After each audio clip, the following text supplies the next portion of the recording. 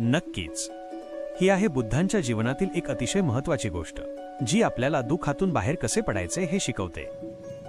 गोष्टीचे नाव मूठभर मोहरी. किसा गौतमीची गोष्ट. एकदा किसा गौतमी नावाच्या स्त्रीचा एकुलता एक लहान मुलगा आजारपणामुळे मरण पावला. ती दुःखाने वेडीपिसा झाली होती. आपल्या मृत मुलाला कडेवर घेऊन ती गावातल्या प्रत्येकाकडे जाऊ लागली आणि त्याला जिवंत करण्यासाठी औषध मागू लागली.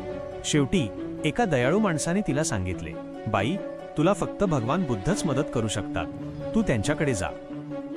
बुद्धांची अट. किसा गौतमी धावत बुद्धांकडे गेली आणि रडत रडत म्हणाली, महाराज, माझ्या मुलाला जिवंत करा, काहीतरी चमत्कार करा.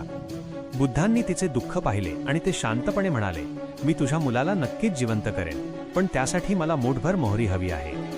गौतमी आनंदाने मोहरी आणायला निघाली तेव्हा बुद्धांनी एक अट घातली.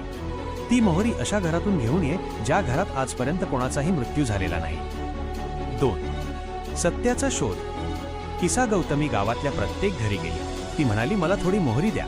लोक मोहरी द्यायला तयार व्हायचे. पण जेव्हा ती विचारत असे, तुमच्या घरात कधी कोणाचा मृत्यू झाला आहे का, तेव्हा प्रत्येक घरातून तिला एकच उत्तर मिळायचे. कोणी म्हणायचे, माझे वडील गेले. कोणी म्हणायचे, माझा मुलगा गेला. तर कोणी म्हणायचे, माझ्या घरात खूप मृत्यू झाले आहेत. पूर्ण गाव फिरूनही तिला असे एकही घर मिळाले नाही जिथे कोणाचा मृत्यू झाला नव्हता. 3. ज्ञानाचा प्रकाश. संध्याकाळपर्यंत फिरून गौतमी थकली.